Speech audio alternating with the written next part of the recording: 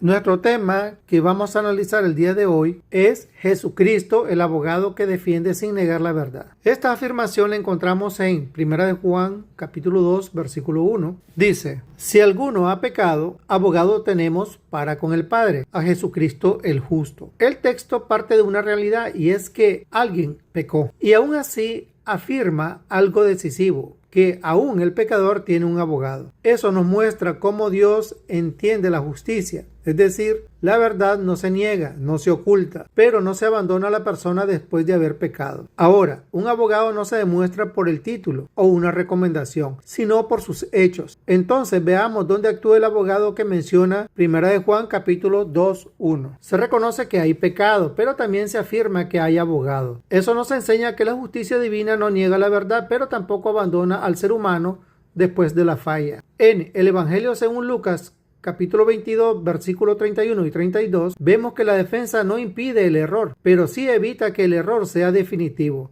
La caída no es el final cuando existe intercesión. Y en el Evangelio según Lucas, capítulo 23, versículo 34, comprendemos hasta dónde llega esa defensa, incluso frente al agresor. Incluso cuando hay daño real, la justicia de Dios pone límites al castigo para no destruir la dignidad humana. ¿Qué aprendemos con esto? Aprendemos que juzgar sin defensa no es justicia. Aprendemos que la moral no se impone con violencia, sino que interpela la conciencia. Aprendemos que el derecho, cuando olvida a la persona, se vuelve un instrumento frío de poder.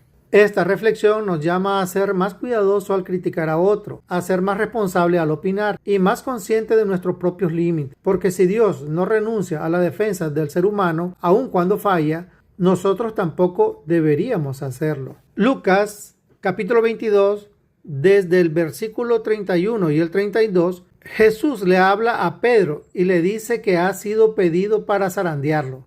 Aquí Jesús le dice a Pedro que han presentado una acusación en su contra y que hay un peligro real. Jesús sabe con anticipación que Pedro va a fallar. Jesús no oculta la verdad. Al final Pedro cae en pecado, Pedro lo niega, pero Jesús intercede para que la caída no sea definitiva. Ahí vemos al abogado en acción. No elimina la responsabilidad de Pedro. Es decir, no elimina la responsabilidad de su defendido, pero evita que el error destruya completamente a la persona. Y luego el texto más fuerte es el siguiente.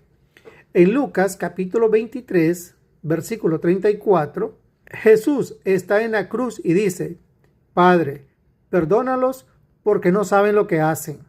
Aquí no está defendiendo a un amigo, está defendiendo a quienes lo están matando. No niega el daño, no niega la culpa, pero intercede. Eso nos revela hasta dónde llega su defensa, no solo al que falla, sino incluso al que agrede y hiere. Desde estos textos aprendemos algo esencial. Para Dios, la justicia no comienza con el castigo, comienza con la defensa.